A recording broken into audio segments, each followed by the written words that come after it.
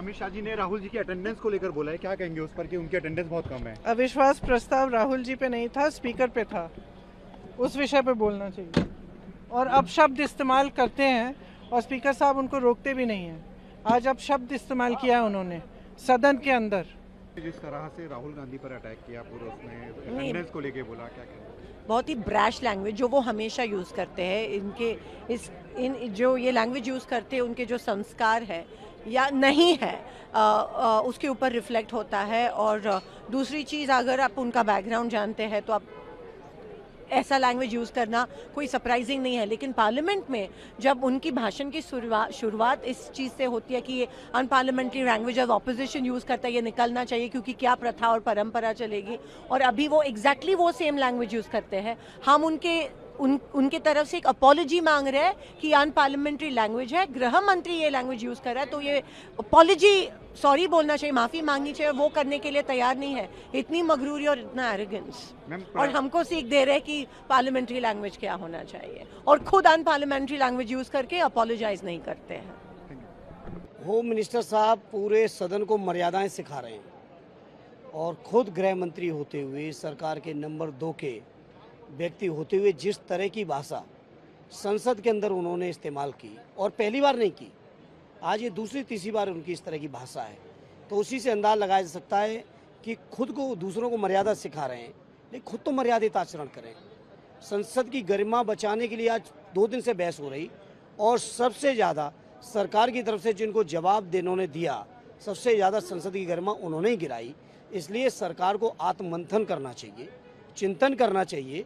केवल विपक्ष के लोगों को प्रवचन नहीं देना चाहिए।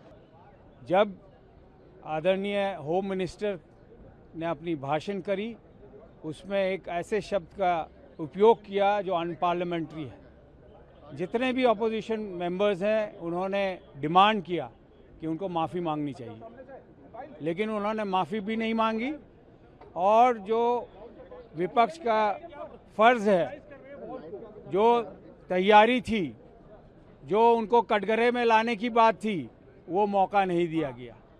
ये सरासर डेमोक्रेसी के खिलाफ है और इसकी हम लोग निंदा करते हैं। चेयर से आपके नाम को बार बार बुलाया जा रहा था कि आप, लेकिन माइक नहीं दिया गया।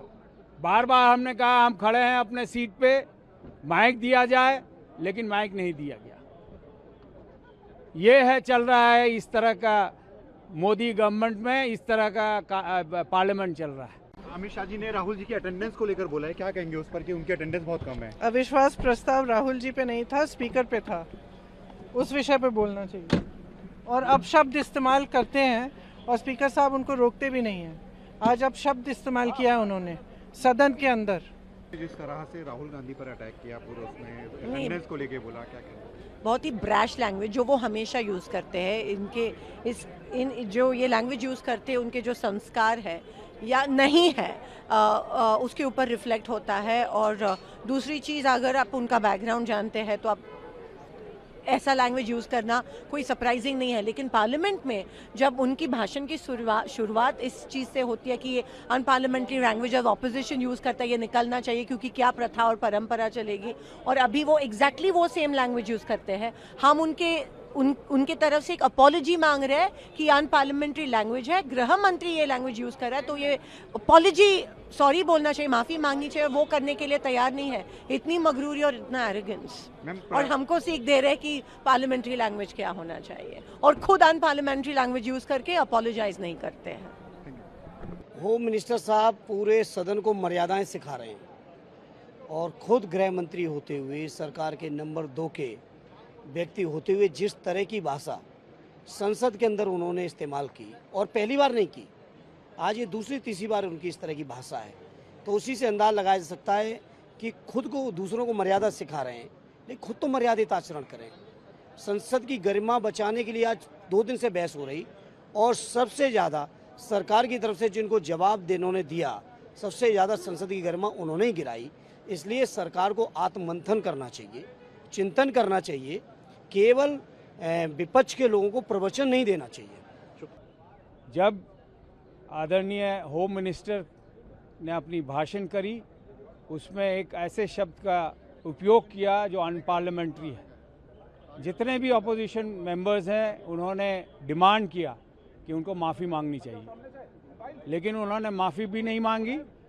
और जो विपक्ष का फ़र्ज़ है, जो तैयारी थी, जो उनको कटघरे में लाने की बात थी, वो मौका नहीं दिया गया।